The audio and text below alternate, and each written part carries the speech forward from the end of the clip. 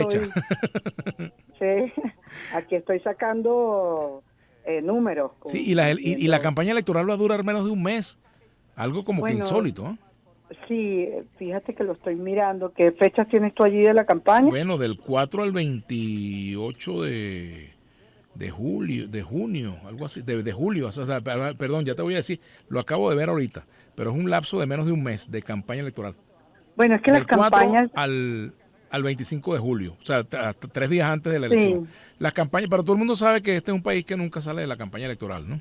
exacto. ¿Ah? Ya empezamos, ya tenemos una campaña súper intensa. Eh, El lapso de us- campaña, fíjate, la postulación de candidatura será del 21 al 25 de marzo, mientras sí, el cierre del registro electoral hasta el 16 de abril, que realmente es muy poco tiempo para que los jóvenes se inscriban. Realmente es una decisión que toma el CNE que, bueno, lamentablemente, pues no ayuda a que los jóvenes se inscriban y aquellos jóvenes que viven en remotas regiones del país no podrán ir a las capitales de los estados seguramente a inscribirse, porque hay que ver lo que es trasladarse, por ejemplo, de Guadualito a San así Fernando de es. Apure, ¿verdad? Así es, el registro electoral, fíjate que, bueno, lo primero es que aproximadamente, pues yo Ah, soy no, perdón, malísimo sacando corrijo. números, La campaña es del ajá, 4 de mayo al 25 de julio, corrijo. Yo había dicho aquí que era ah, así, de, sí, dos por meses. eso te Sí, digo, sí, exacto, por eso le sí, pregunté, ¿dónde lo leíste corrijo, tú? disculpen la Ok, audiencia que ok. me equivoqué.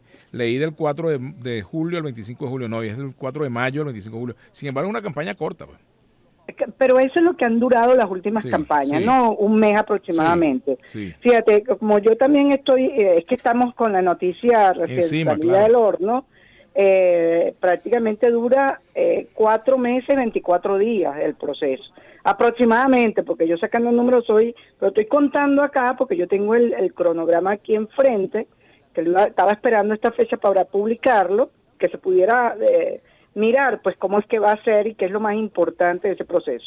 Lo que tú dices, lo del registro electoral para las jornadas especiales es súper importante que se le permita a los jóvenes, porque ese es un derecho para crear otros derechos, es un derecho Ujú, puente. claro. Si tú no estás inscrito, no votas ni eres candidato. Entonces, es un derecho que abre el ejercicio de otros derechos muy importantes, que a todos nos una esto de las jornadas especiales. Y bueno, el gran problema, Vladimir, que siempre tiene que ver con un impacto político y de Ujú. voluntad política, el registro electoral en el exterior. Así es, que eso ya es parada mayor, porque eso pasa por que países que con los cuales Venezuela no tiene relaciones pueda tener relaciones para poder abrir los consulados, y aquí ya no hay tiempo, realmente, ¿no? Ni tiempo Sí, ni es voluntad, muy lo que tú muy bien dices, complicado. ¿no? Exacto, es una cosa y además de organización, de logística, es mucho más complicado. Por eso era que tan importante acuerdos previos a la elección, donde incluso se hubiese podido acordar aligerar o flexibilizar un poco eso, digamos, esa legalización que se requiere y se le exige a quienes están fuera en el país donde están. No es fácil, es un tema muy espinoso. Es muy complicado. Ahora fíjate, también agarra a la oposición entre segunda y tercera o entre primera y segunda con este asunto de la candidatura presidencial y la inhabilitación de María Corina Machado.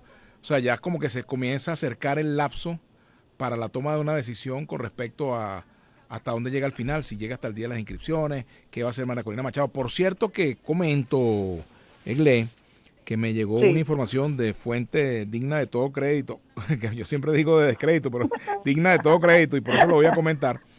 Bueno, que en el sector más cercano a María Corina, pues existe la convicción de no abandonar la ruta electoral, que, o sea, que existe la decisión política irreversible de participar en las elecciones.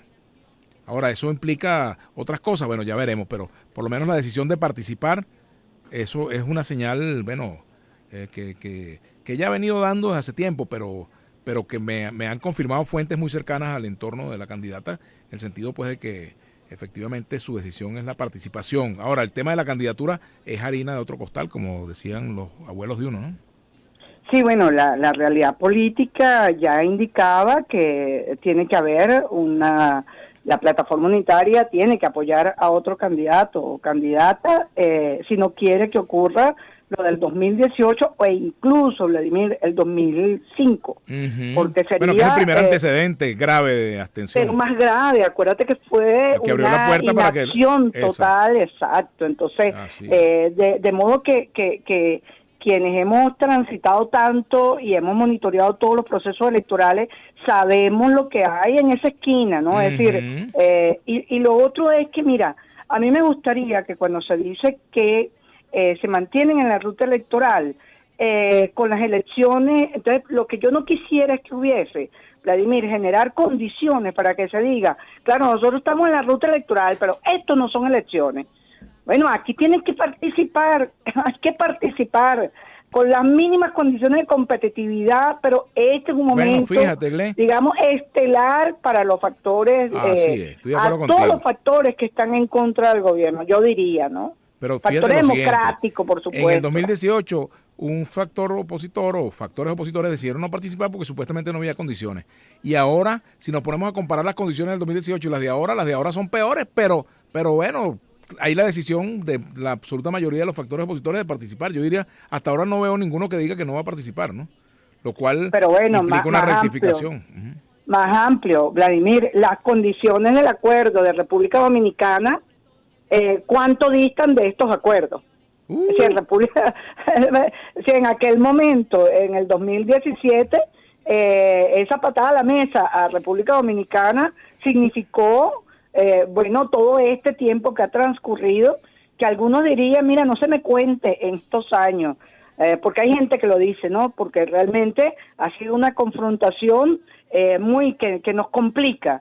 Y yo, por ejemplo, he sido, este proceso electoral hay que asumirlo, pero militantemente, pues hay que participar y hay que superar todos los obstáculos que se van generando. Esto de la observación electoral internacional es uno de los puntos que uno quisiera que la gente entendiera, que independientemente de dónde lo ubicas en el cronograma, bueno, es que hay actividades que tienen que hacerse antes, es decir, a principio, convocas y esas son actividades que con urgencia, porque eso sí te genera unas condiciones que apuntan a la transparencia de la elección. Ahora fíjate, Gle, como tú diriges la cátedra que ya tiene muchos años, claro, la Cátedra Libre, Democracia y Elecciones de la Universidad Central de Venezuela, para que haya una elección, medianamente no tiene por qué ser mediana, digamos, el ideal de una elección. ¿Cuáles son las condiciones para el ideal de una elección competitiva, libre, abierta,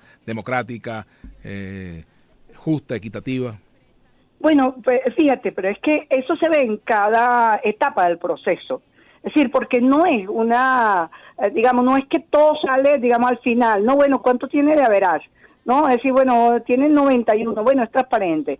No, en cada etapa habría que decir, por ejemplo, ¿cómo fue el registro electoral? Ese registro electoral, ¿cómo se realizó? Se contó con todas esas capacidades y tú vas mirando cómo va siendo ese proceso. Ahora, ¿qué es lo que pasa, Vladimir? Aquí hay una realidad en América Latina y el Caribe, y es que los sistemas automatizados cada vez generan mayor seguridad en lo que tú votas y lo que sale contado. Entonces eso quiere decir que a los gobiernos se hace muy complicado, un costo muy alto, hacer cualquier cosa, sea los gobiernos, sea la oposición o a los factores opositores, porque es un sistema electoral que hay consenso de de lo seguro que es. Entonces, ¿qué es lo que pasa? Que entonces el cuello de botella se hace en el momento de la postulación, en el momento de la inscripción de candidatos y participantes de los partidos políticos. Ahí es donde se cierra. Entonces tú ves que hay gobiernos, hay un patrón de estas inhabilitaciones que son contrarias a la legislación. Sin embargo, eso es una realidad política de Venezuela, como lo fue en Guatemala recientemente, y que los factores que intervienen, participan en ese proceso electoral, pues se disponen realmente a continuar el proceso hasta el día de la votación y generar... Se cayó la llamada con Egle González. ¿Aló? La directora de la Cátedra Democracia y Elecciones de la Universidad Central de Venezuela. Bueno, vamos a leer aquí algunos titulares. Vamos a ver qué nos trae elpaís.com de España, mientras tanto, mientras retomamos la conversación. Siento un ruidito aquí que se está metiendo en los audífonos, no sé qué, no sé por qué. Hay que chequear a ver qué está pasando. Puente destituye al alto cargo que tramitó la compra de mascarillas de puertos del Estado a la trama Coldo. Ajá, algunos... el PSOE llegará a la comisión de investigación de las mascarillas a Tellado y otros miembros del PP. Ajá, volvemos con Eglé González. ¿Cómo estás, Eglé? De nuevo. Vladimir, aquí estoy. Ajá, retomamos. Estamos hablando de las condiciones para que una elección pueda considerarse una elección justa, limpia, abierta, democrática, equitativa, en fin. Claro, yo te decía que había que ver entonces las diferentes etapas del cronograma, porque por ejemplo, Vladimir, en la campaña electoral y el financiamiento, bueno, allí es la parte más antipática. Sí, ahí es donde el uso de los fondos públicos, las limitaciones o la desigualdad del acceso de los candidatos y candidatas a los medios de comunicación, el impacto de las redes sociales en una campaña después de la pandemia. Es decir, que hay diversidad, la conformación de los miembros de mesa, la constitución, la instalación y todo lo que ocurre el día de la votación. Es decir, que tienes que mirar efectivamente cómo es todo el cronograma, que cada parte de ese cronograma, repito, se vaya haciendo, haya la mayor voluntad de generar un juego político amplio, abierto, claro, sin modificación de esas reglas que es lo que hace, pues, que genera esa desigualdad y esa inequidad en la participación. Ahora, fíjate, con respecto al cuadro opositor, que también es importante analizarlo, ¿no? Sí. El cuadro opositor de cara a estas elecciones y también el cuadro del propio chavismo. Por cierto que la fecha es emblemática porque se trata de la fecha del nacimiento de Hugo Chávez, ¿no? Sí, y se convoca hoy. O sea, muy emblemático todo, bueno, porque era lo que alguna vez hemos conversado en algún momento, que el chavismo, el oficialismo sigue apelando a esa espiritualidad que significa Hugo Chávez Frías en el imaginario colectivo, no solo de los chavistas, sino de la sociedad en general. Para bien o para mal, pero sigue generando, digamos, esa referencia, y a ellos digamos, saben que el problema que tiene el oficialismo es la fuga de votos. Como la oposición, el problema es la fragmentación. Así es. Esa fuga de votos tienen que buscar cómo captar nuevamente o cómo lograr ser su mejor versión, ¿no? Para captar votos que saben que han perdido. Desde el punto de vista del simbolismo, en el caso del chavismo, esta fecha, ¿crees que los puede ayudar o no necesariamente puede ser más bien un riesgo? No, yo sí creo que lo ayuda. Yo sí creo porque... mira, este es un país muy creyente, este es un país, y entonces en nuestras campañas electorales, pasando por el 2012, el 2013, quizás en el 2018 no tanto, no hubo necesidad, pero ahorita, fíjate que la candidata, la plataforma unitaria, habla de una guerra espiritual ganada, una batalla espiritual ya ganada, ya triunfó. Es decir, que se apela a esa simbología casi bíblica, ¿no? Casi religiosa, bueno, sobre todo en una sociedad como la nuestra, que sigue pues en esa, digamos, expresión de creencia, ¿no? Yo creo que, claro que es positivo para el oficialismo, claro que sí, no veo cómo sea negativo, porque los convoca. Fíjate que cuando tú ves unas encuestas, las encuestas de qué te hablan, oficialismo con Maduro, oficialismo sin Maduro, perdón, chavismo con Maduro, chavismo sin Maduro, pero todos chavistas. O sea, que buscan ese punto en común entre los que están en el oficialismo y tratar de alguna manera de captar y bajar, disminuir el desencanto que es transversal en toda la sociedad. Fíjate, pero también se plantean desafíos tanto para el gobierno como para la oposición. Por ejemplo, hay un gran porcentaje de los venezolanos que está descontento con la política. Si bien hay un descontento que ronda el 80%, y tuvimos un entrevistado en estos días, Ricardo Ríos, pero no el que tú y yo conocemos de Caracas, sino un investigador de allá del estado Lara, que señalaba que el 53% de la población reporta como sentimiento predominante, luego de un estudio de opinión que se hizo, la tristeza, por ejemplo. Otra parte de la población, 20% alrededor, entre tristeza y rabia hay un 20, hay un 73%, por ejemplo, ¿no? Súmale miedo, en fin. Es decir, hay un cuadro anímico en la población que tampoco es como para que el chavismo haga fiesta, ¿no? No, por eso es que yo pienso que, digamos que los factores de oposición, si no entienden que esta es una oportunidad enorme para aumentar en todas las variables, ¿no? Digamos incluso de apego a los valores democráticos, bueno, no están entendiendo la verdad, porque los números del oficialismo después de las elecciones regionales pierden prácticamente 1 millón de votos. Es decir, y hay el descontento es de toda la sociedad. O sea, el problema siempre lo ha tenido la oposición para capitalizar ese descontento. Entonces, ese ha sido siempre el desafío. Y luego, bueno, cómo el gobierno, el oficialismo, va a tratar de que su abstención sea mínima.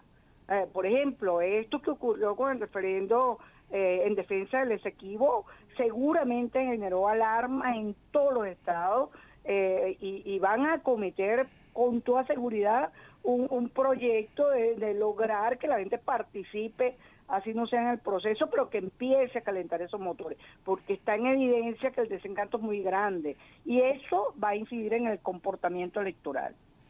¿Tú crees que el tema Esequibo puede jugar un rol importante en la campaña y que pueda ser movilizador de votos para el gobierno? Bueno, yo lo que creo es que ese referendo tenía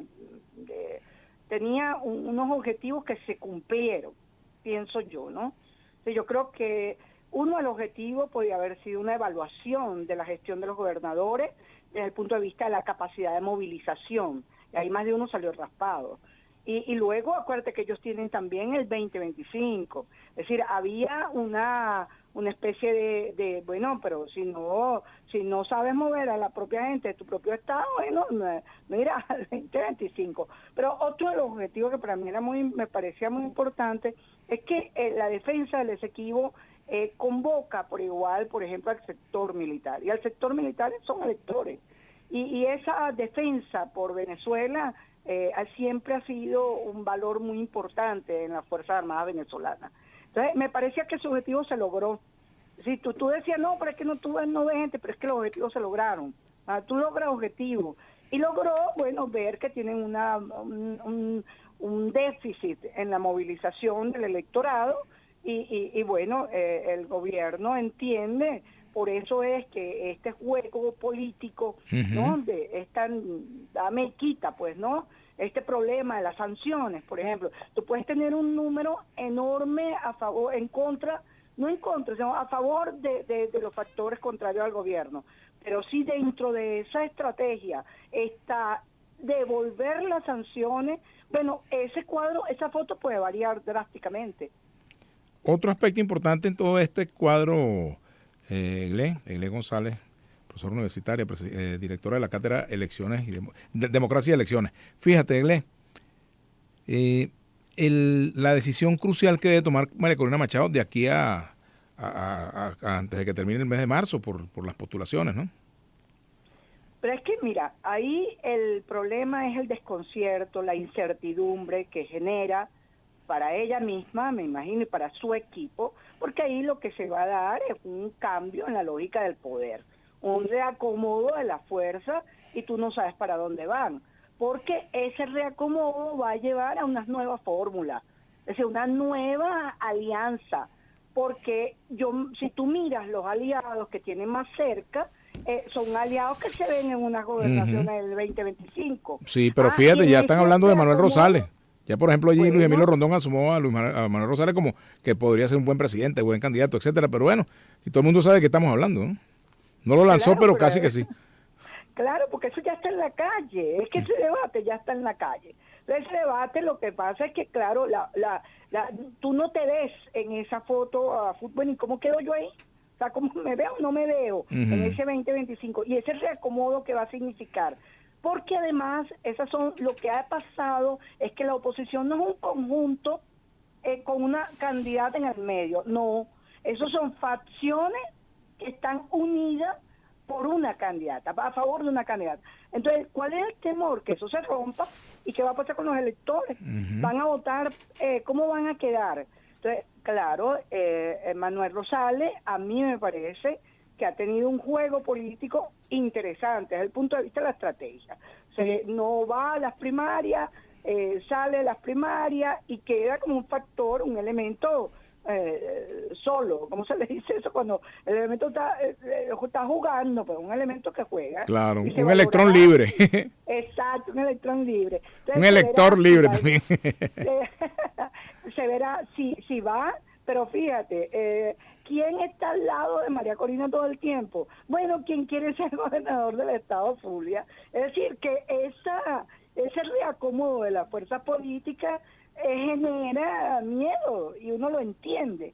Uno entiende que eso tiene una dimensión muy grande, pero que ese debate tenía que apurarse, porque no puedes llevar a la ciudadanía de una ilusión a la decepción. Eso es tremendo, más con lo que tú dices de esa emoción de la tristeza, a diferencia de Argentina, que era la bronca, la rabia, lo que movía al elector. Y uno acá, Vladimir, yo creo que después de la pandemia, lo que se ha generado es un cambio en la conducta de los electores, que se ve al momento de votar, y hay una incertidumbre por quién votan.